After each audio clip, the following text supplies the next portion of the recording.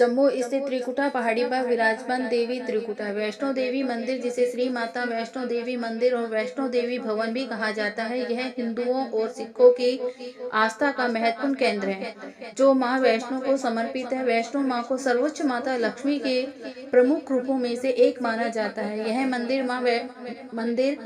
मां दुर्गा को समर्पित पावन महाशक्ति पीठों में से एक है, जिसकी व्यवस्था संचालन श्री माता वैष्णो देवी श्राइन बोर्ड नामक न्यास द्वारा किया जाता है।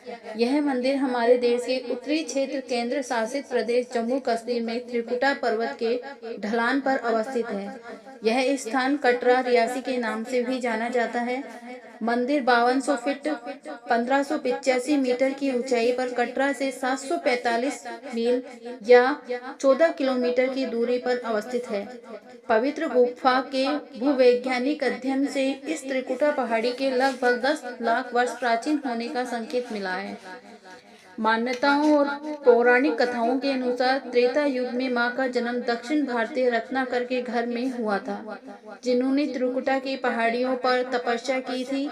इसी कारण उन्हें त्रिकुटा के नाम से भी जाना जाता है। तपस्या के दौरान ही मां का शरीर 3 दिव्य ऊर्जाओं आदि शक्ति स्वरूपा महाकाली, महालक्ष्मी और महासरस्वती के सूक्ष्म रूप में विलीन हो गया और तभी से त्रिकुटा की गुफा में मां इन आदि स्वरूपों के शाश्वत निराकार रूप में पिंडी के रूप में विद्यमान है। एक और मान्यता है कि माता के एक भक्त श्रीधर ने घर पर माता वैष्णो देवी को कन्या के रूप में उपस्थिति थी का पूजन किया, प्रसाद बांटा।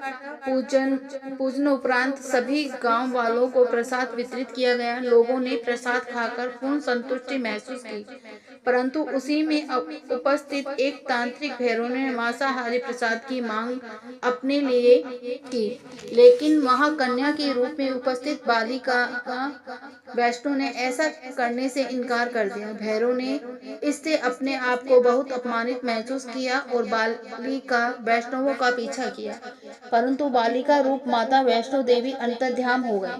बालिका के गुप्त होने से श्रीधर ने वैष्णो माता से दर्शन की लालसा दिखाई, तो उसके बाद एक रात वैष्णो माता ने श्रीधर को सपने में दर्शन दिए और उन्हें त्रिकुटा पर्वत पर एक गुफा जिसमें उनका प्राचीन मंदिर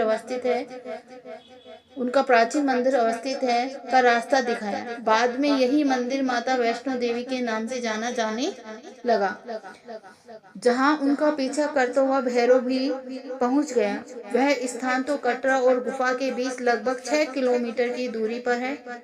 देवी का मूल निवास था, जिसे अर्धकुंवारी कहा जाता है। वैष्णो देवी गुफा अपने मूल रूप दुर्गा लक्ष्मी का एक रूप में बदल गई और अपनी तलवार से भैरव का सिर काट दिया।